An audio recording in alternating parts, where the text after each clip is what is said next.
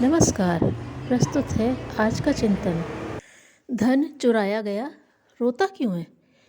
क्या चोर ले गए? रो इस समझ पर प्यारे, और कोई नहीं है लेने और ले जाने वाला।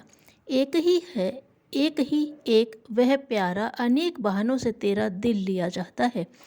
गोपिकाओं के इससे बढ़कर और क्या सुकर्म होंगे कि कृष्ण ने उनका मक्खन चुराया। धन्य है वह जिनका सब कुछ चुराया जाए, मन और चित्त तक बाकी न रहे। राजा बलि ने जल का करवा हाथ में लेकर तीनों लोक भगवान को दान कर दिए। आप में से एक असुर के बराबर भी नहीं सरती। अपने सिर रूपी खप्पर को हथेली में ले, सारे संसार की सत्ता कर दो ब्रह्म के हवाले।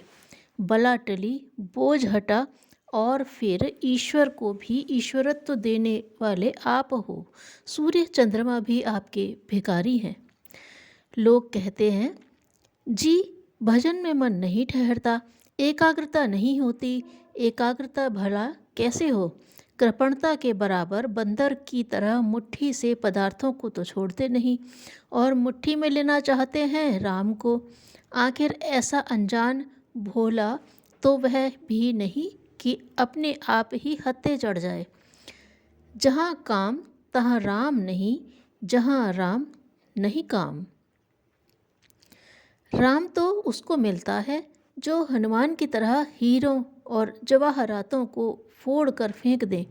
यदि उनमें राम नहीं तो इस इनाम को कहाँ धरूं, क्या करूं? भाई, समाधि और मन की एकाग्रता तो जब होगी जब आपकी तरफ से माल, धन, बंगले, मकान पर मानो हल फिर जाए। स्त्री, पुत्र, बैरी, मित्र से मोह न रहे, सब साफ हो जाए। राम ही राम का तूफान आ जाए, कोठे खजाना बहा ले जाए। जाने की कोई ठौर ही न रही, तो फिर मन को कहाँ जाना है? सहज समाधि है। अब यह त्याग रूपी उपासना भी और त्यागों की तरह होगी। करें या न करें, किसी को पैसा दें या न दें, हमारी इच्छा पर है।